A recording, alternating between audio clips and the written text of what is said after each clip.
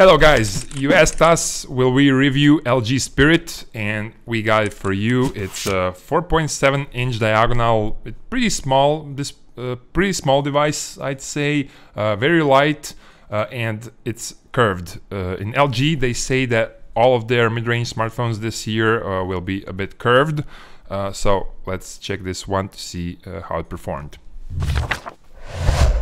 Gadget Compare. Although this is a rather cheaper device, it has a very interesting design. This front cover is actually curved, and you can sense that, you can see that, but you actually see it when you put it on a table. Then you see it has a little curveness.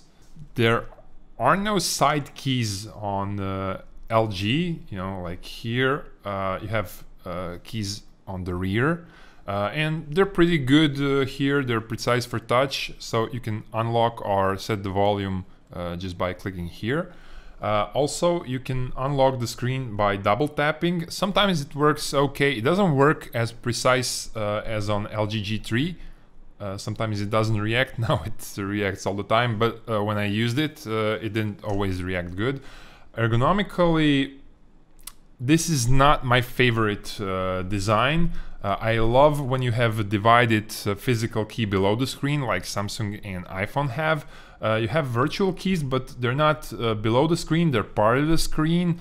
Sometimes they disappear in the interface. It's something that I still cannot get used to on. The device is pretty light in hand.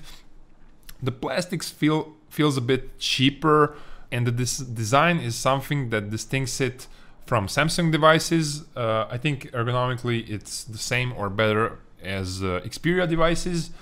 And the 4.7 inch display with the 312 ppi pixel density is pretty good, and you get pretty nice colors. Viewing angles are okay, they're not perfect, they could have been better. The problem is that you don't get an automatic brightness sensor, so you have to adjust it manually. Now it's 100%, and on 50% you don't actually see much, so you have to hold it on 70% all the time.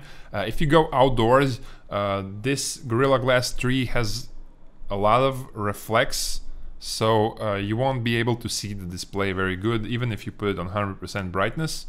And the keyboard is a little bit uptight. I have bigger fingers, so maybe it's just me, but you get numbers on top, you get comma here. They say you can make some other key here, I don't know how. But okay, the keyboard is pretty good. It's better than the average smartphone keyboard. Now the interface, this is Lollipop 501. So actually it's the newest Android on a lower end device. It looks pretty good, refreshing. All the themes, widgets, everything looks nice aesthetically. As I said, refreshing, and also you get this upper dashboard with very functional keys, notifications. Everything is very easy to use, and also you get 8 GB of internal memory, so you'll be able to install all the applications you want on this device. A lot of space. It's not the fastest device, you know. When I was driving in my car and I tried to start up the Google navigation, it took a while to start up. But to check how fast it is or how slow it is, to see how is it to play games on this device, what's the Antutu benchmark like, check my other video that I recorded, how fast is LG Spirit. Also, I'll tell you, it has a 1 megapixel front camera and 8 megapixel rear camera, but for those cameras you have to check my other video, camera review for LG Spirit.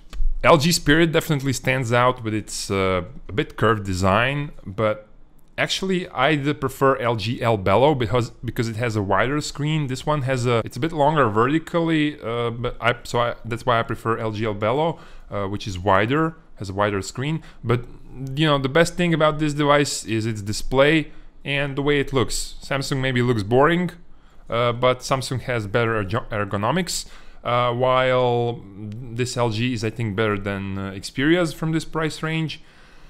I don't know, for other comparisons, ask me below in the comments. Be sure to check this review of this device, the grades and everything, on GdgtCompare.com.